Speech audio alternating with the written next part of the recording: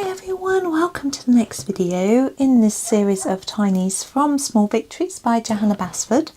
We have this flower here today and I have been looking at this thinking it looks very much like a chrysanthemum or maybe dahlia actually, but very pretty, and sort of pondering what colours to do.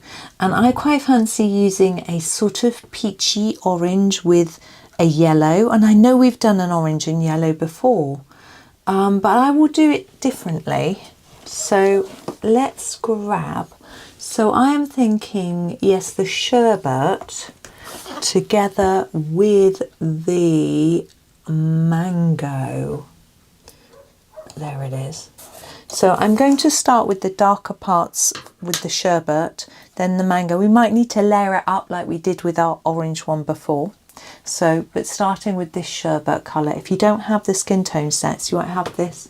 But the saffron, oh, that's a skin tone one as well. The toadstool, it's reasonably close if you've got the Black Widow set. But anyway, let's see how you go. Right, so let's get started. Now I'm thinking this bit in here where we're really sort of deep in, it's going to be quite dark, and then I'm going to lighten it out. Now I don't mind too much about layering a lot here because I think this bit's going to be shady and dark, and I want it to be a bit darker like that. But maybe like this bit I'm not going to go quite as dark at the bottom. So not quite as many layers. I can always layer up later. It's harder to take layers away than put them on. So that, especially if you make sure that you continue with a gentle layer. If you burnish something on top, then you're sort of done for. But if you build up gentle layers, then that's all good. There we go. And just a little bit on the base of all of them. And then I'm just going to take my hand away and have a little look and decide whether I think any of them need a little bit more. I really only wanted the very tip to be the other colour. So I think I am going to extend that a little bit before adding the other colour. Just take it up a bit on most of them. If you prefer to have a bit larger, lighter area, then certainly do. Go. I'm sort of basing this on the colours of, there's a really lovely rose which is sort of peach and yellow, and I'm sort of thinking of that when I'm doing this, although this isn't a rose. I'm sure I might have seen dahlias or chrysanthemums in that sort of colour, but I might just be imagining it. So here is the mango, and this is for the tips. I'm going to sharpen it now. I want quite a hard is not the right word, a layered up application on the tips. Don't press hard. Just layer it like this, up and down gently, and then just bring it slightly into the colour that's there already, not too far, because we want both colours to stand out as their own and just blend in the centre part. It's very similar to what we did previously with our orange and yellow flower, but hopefully this looks quite different. I think these colours work quite well for honeysuckle as well. Although this peach probably could be a bit darker, I saw some honeysuckle this morning on my way into town, and it was really, really pretty. The pink colour was a bit darker than this sort of peachy colour, but it made me think about, there's a honeysuckle page in Johanna Basford's new book, which it made me think about, but also there's one in World of Flowers. It was quite similar to that one, I have to say. Most of her pages aren't similar, but she also has a pheasant which she has in World of Flowers. But as those are some of my favourite pages, I'm certainly not complaining. Right, I'm going to come back with the sherbet to just darken up. You know, it's sort of faded away a little bit, so I'm just going to go over some of these areas, making sure I still blend them into the mango by gently over colouring just a little bit. So I don't want to get a line where one starts and the other ends. I don't like the look of that. If you like the look of that, then that's fine, and that might be how it looks on plants like this. They don't blend perfectly, but for me, I quite like the idea of one flowing into the other. It's just pleasing to my eye on a personal level.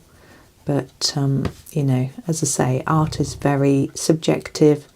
That's just my personal view.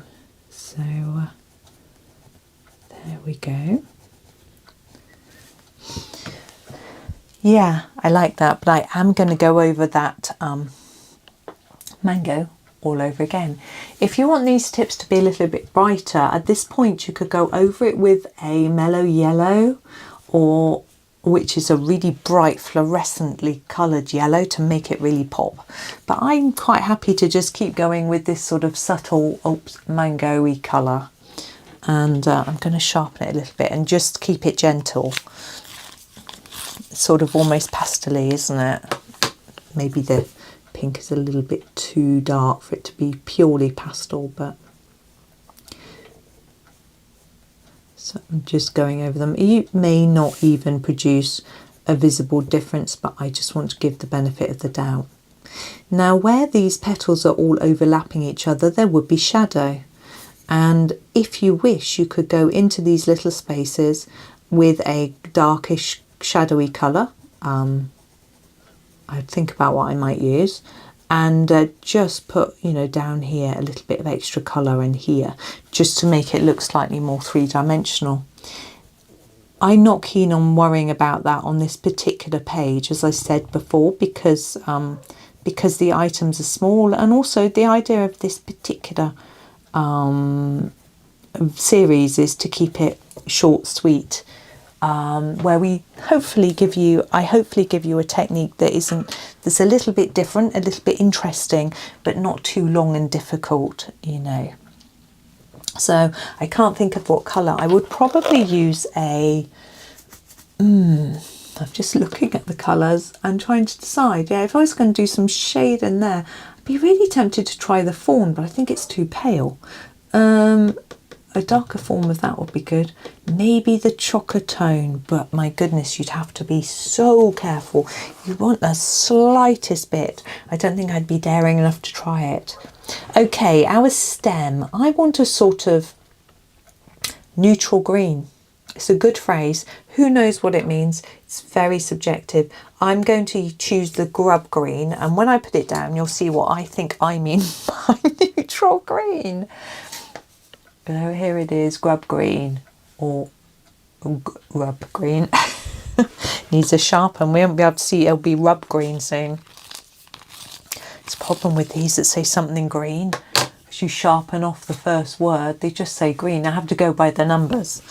And luckily on my swatch chart, the numbers are there. I'm just going to put a light layer over the whole of the stem and whatever that is called. And then I'm going to put a little darker bit here, because there'd be some shadow from where these petals are. I'd really like to try and make that bit a bit darker around the edge. I'm just going to try colouring over the black a little bit. I don't think it's really making that much difference. There we go. Really simple and straightforward, but I think that looks rather cute. Maybe it's because I pick colours that I really like, but there we are. So that is the next one done. Oh God. Yeah, I think I know what I'm going to do for tomorrow's. But for now, thank you for watching. Please come along tomorrow, watch the next one. Looks like Lily of the Valley. Does it? Maybe, but that's not how I'm going to colour it. But thank you for watching. Tune in and find out what I'm going to do. But have a super day and happy colouring.